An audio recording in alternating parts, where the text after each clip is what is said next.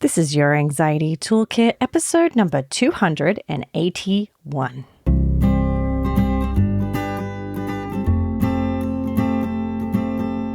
Welcome to your Anxiety Toolkit. I'm your host, Kimberly Quinlan. This podcast is fueled by three main goals. The first goal is to provide you with some extra tools to help you manage your anxiety. Second goal, to inspire you. Anxiety doesn't get to decide how you live your life. And number three, and I leave the best for last, is to provide you with one big, fat virtual hug. Because experiencing anxiety ain't easy. If that sounds good to you, let's go.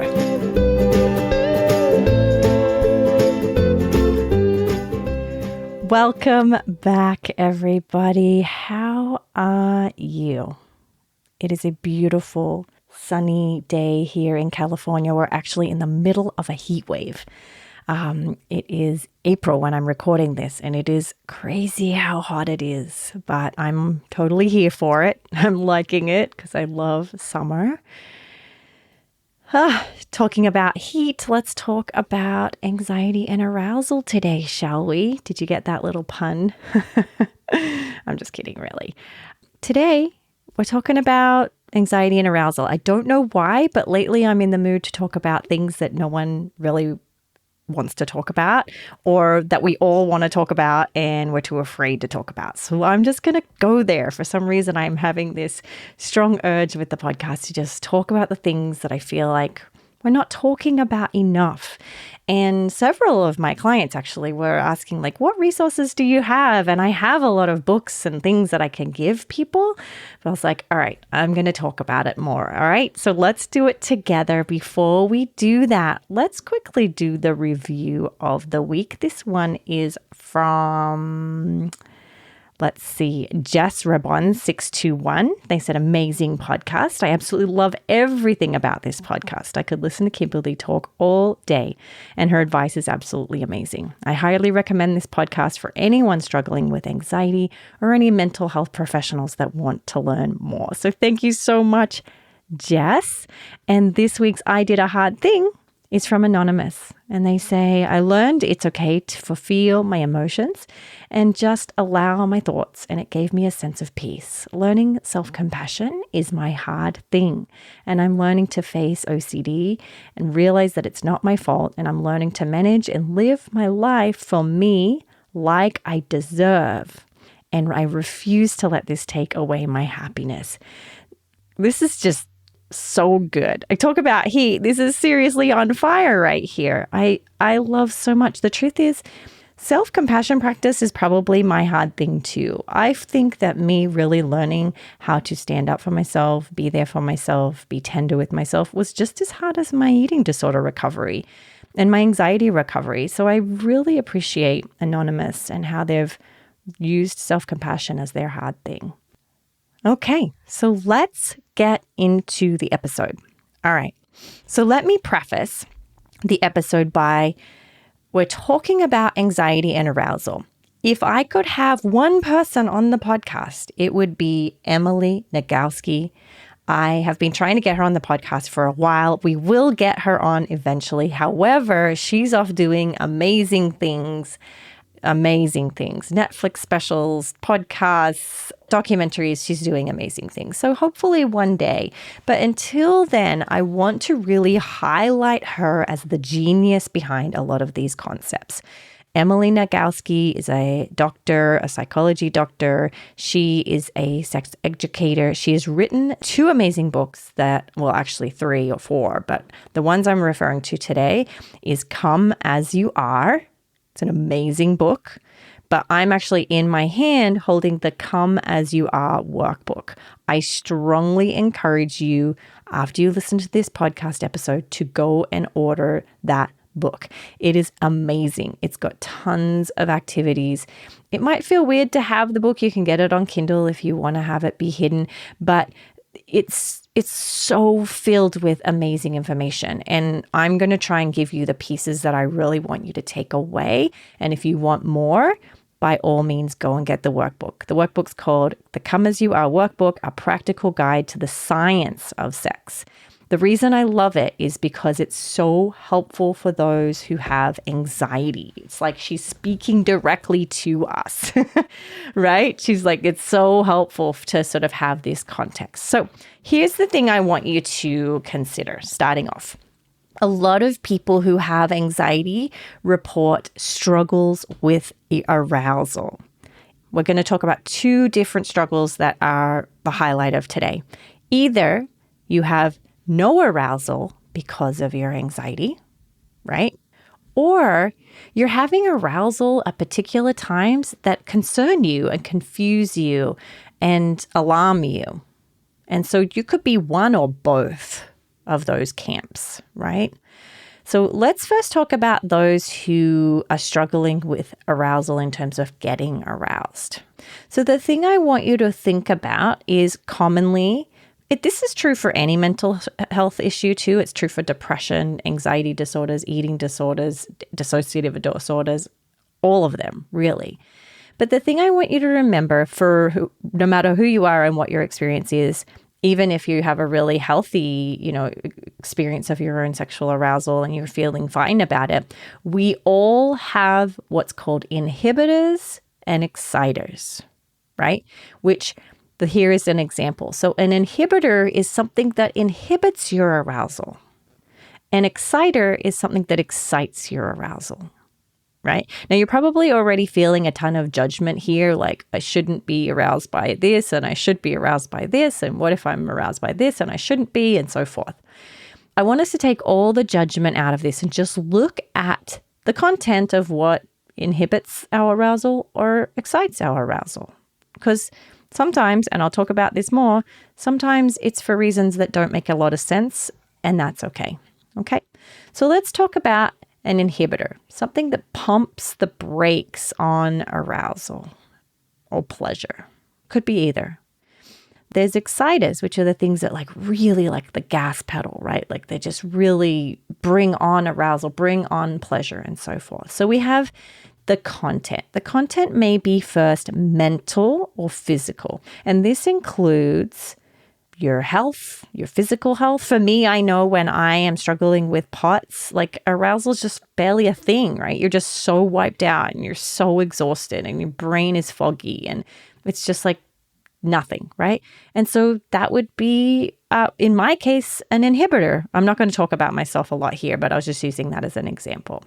So, you might say your anxiety or your obsession is an inhibitor. It pumps the brakes on arousal. It sort of makes it go away. So worry is one. It could also be other physical health like headaches or tummy aches or, as we said before, depression. It could be hormone imbalances, things like that. So it's always important. Go and speak with your doctor, right? That's super important. Make sure medically everything checks out if you're noticing a dip or change in arousal that's concerning you. The other next one in terms of content that may either excite you or inhibit you is your relationship, right? If your relationship's going well, you may or may not have an increase in arousal, depending on what turns you on. If your partner smells a certain smell or stench that you don't like, that may pump the brakes. But if they smell a certain way that you do really like and you really is arousing to you, that may excite your arousal. It could also be the vibe of the relationship. Like a lot of people said, at the beginning of COVID, there was a lot of fear. So that was really, really strong on the brakes. But then all of a sudden, no one had anything to do and there was all this spare time. So all of a sudden, the vibe is that's what's happening. Now, this could be true for people who are in any partnership, or it could be just you on your own too. There are things that will excite you and inhibit your arousal if you're not in a relationship as well. And that's totally fine. This is for all relationships. There's no specific kind. Setting is another thing that may pump the brakes or hit the gas for arousal, meaning certain places, certain rooms, certain events. Did your partner do something that turned you on?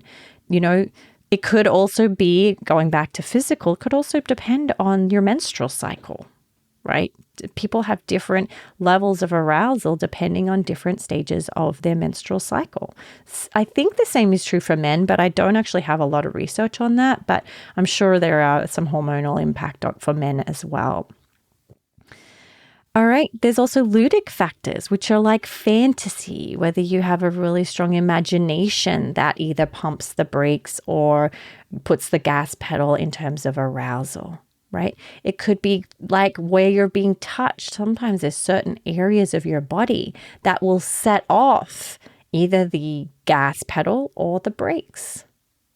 It could be certain foreplay, again. So really what I'm trying to get at here is breaking it down according to the workbook, but there is so many factors that may influence your arousal. Another one is environmental and cultural and shame.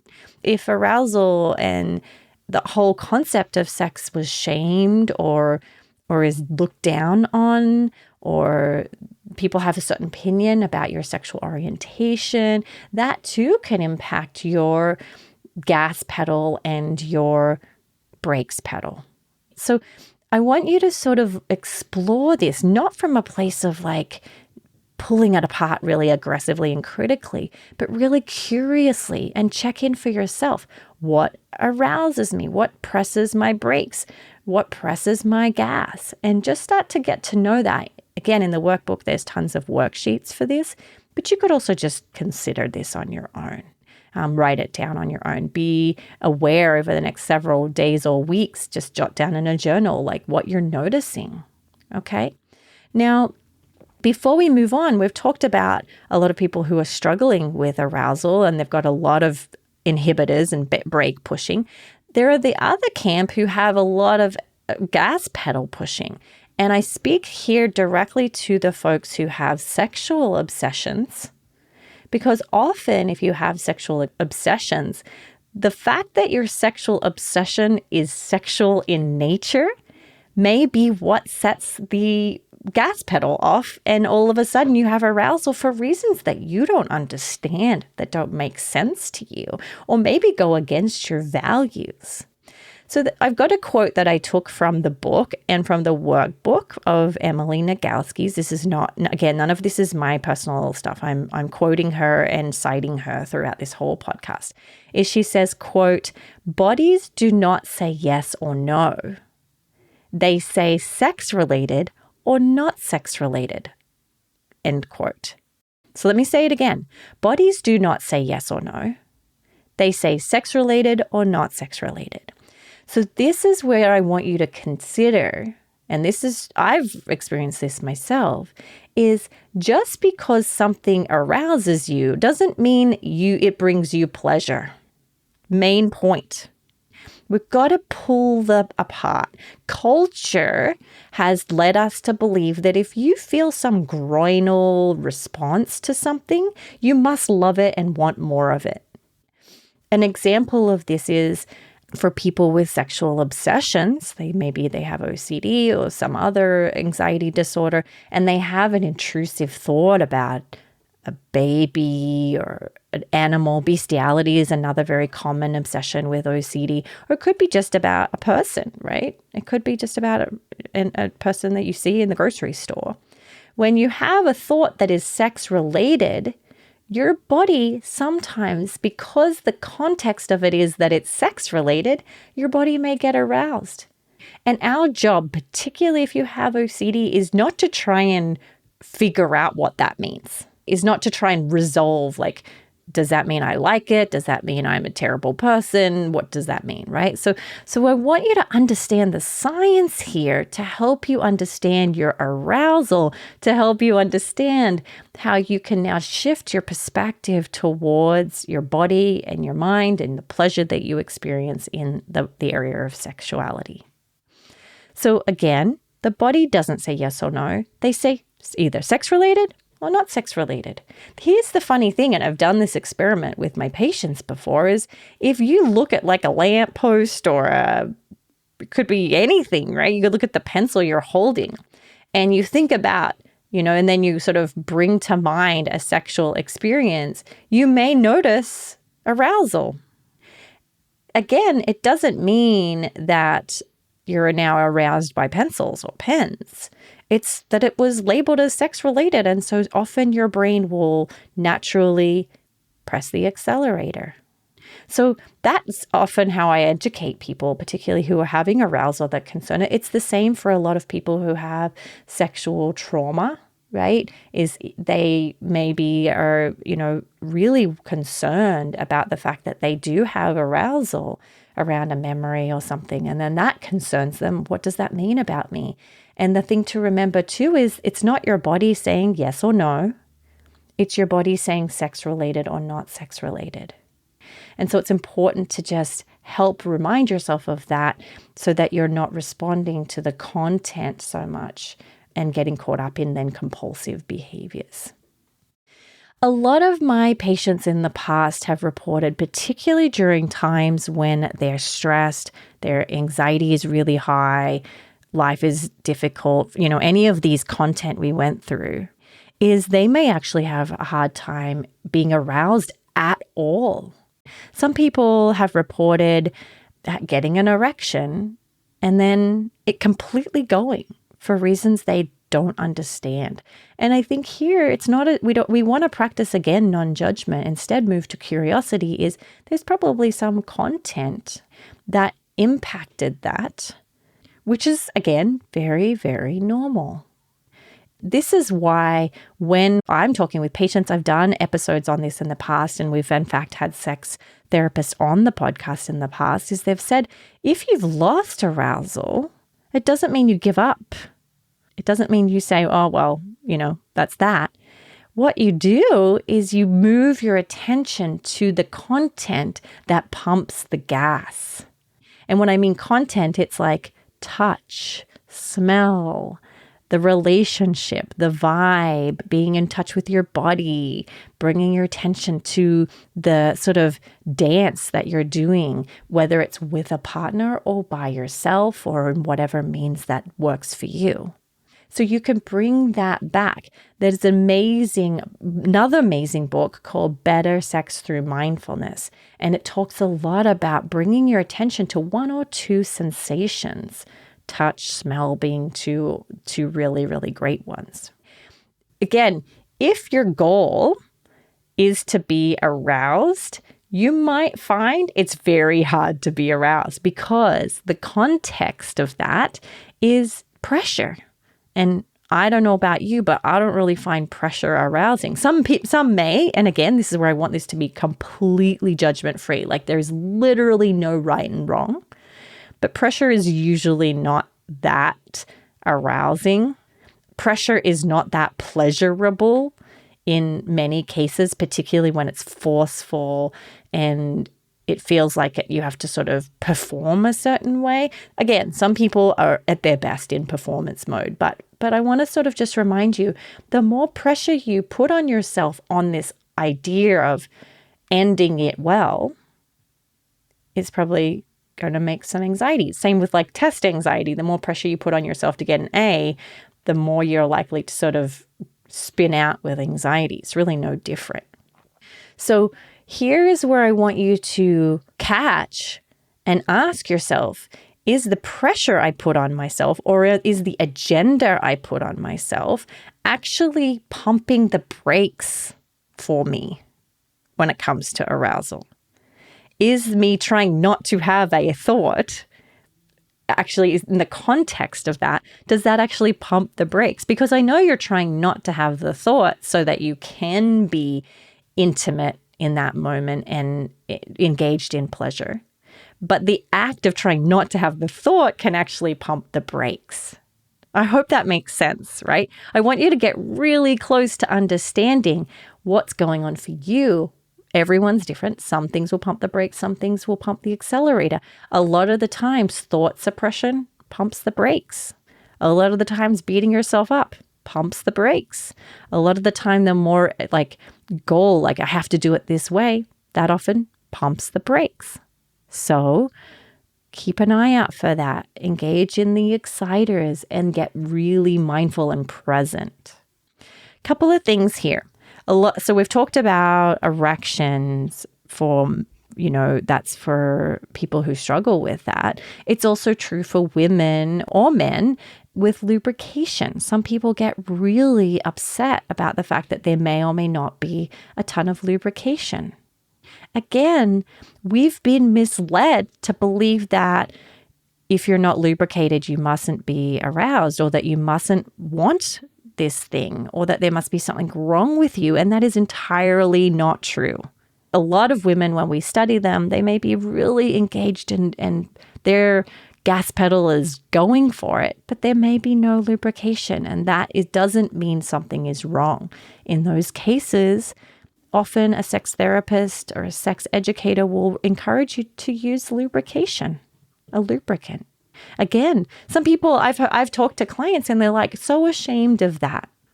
But I think it's important to recognize that that's just because somebody taught us that, and sadly, it's a lot to do with sort of patriarchy, and that it was sort of pushed on women in particular that meant they're like a good woman if they're really lubricated. And that's not true, right? That's just fake, false, no science, has no basis in reality. So now we've talked about lubrication, we've talked about erection, same for orgasm. Some people get really frustrated and disheartened that they can't reach orgasm. If for any reason you're struggling with this, please, I urge you, go and see a sex therapist. They are like the most highly trained therapists. They are so sensitive and compassionate. And they can talk with you about this, and you can target the specific things you want to work on. But orgasm is another one. If you put pressure on yourself to get there, that pumps the brakes often, right? What I want you to do, and this is your homework, is don't focus on arousal. Focus on pleasure. Again, it's really about being in connection with your partner or yourself. As soon as you put a list of to-dos with it, is often when things go wrong. Just focus on being present as much as you can, and in the moment, being aware of, move towards the exciters, the gas pedal things, right? Move away from the inhibitors. Be careful there again, for those of you who have anxiety, is that doesn't mean thought suppress. That doesn't mean judge your thoughts, because that in and of itself is an inhibitor often. So I want to leave you with that. I'm going to, in the future, do a whole nother episode about talking more about sort of this idea of arousal non-concordance, which is that quote I use, like the bodies don't say yes or no, they say sex-related or not sex-related. So I'll do more of that in the future. But for right now, I want it to be around you exploring your relationship with arousal, understanding it, but then putting your attention on pleasure, right? Being aware of both, being mindful of both, right? Most people I know that I've talked to about this, and I'm not a sex therapist. Again, I'm getting all of this directly from the workbook. But most of the clients I've talked to about this, and we've used some worksheets and so forth, they've said, when I put all the expectations away and I just focus on this touch and this body part and this smell and this kiss or this fantasy or being really in touch with your own body, when I just make it as simple as that, and I bring it down to just engaging in what feels good, sort of use it as like a North Star, right? You just keep following, that feels good. Okay, that feels good. That doesn't feel so great. I'll move towards what feels good.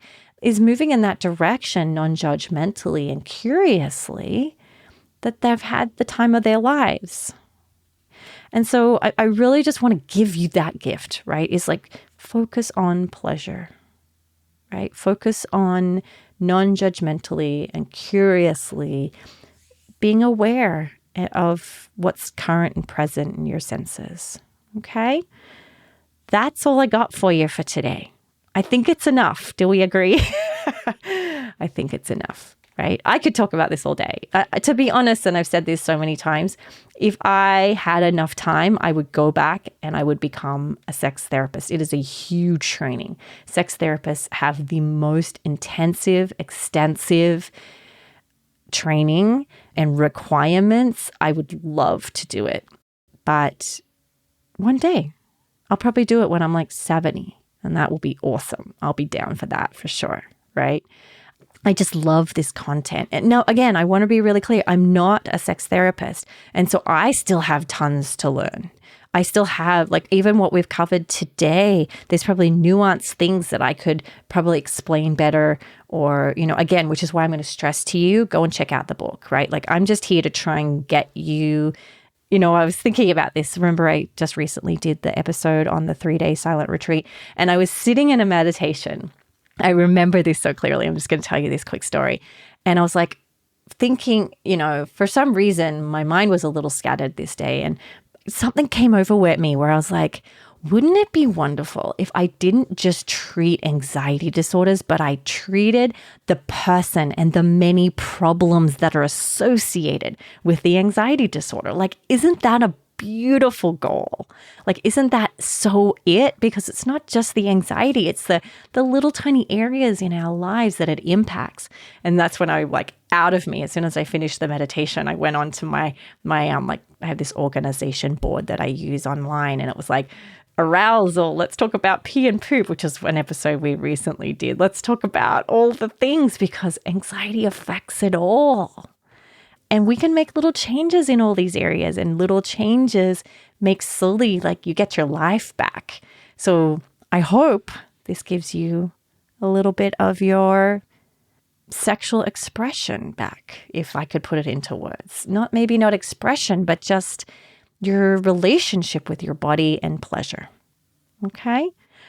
I love you. Thank you for staying with me for this. This was brave work you're doing. You probably had a few cringy moments. Hopefully not. Again, none of this is weird, wrong, bad.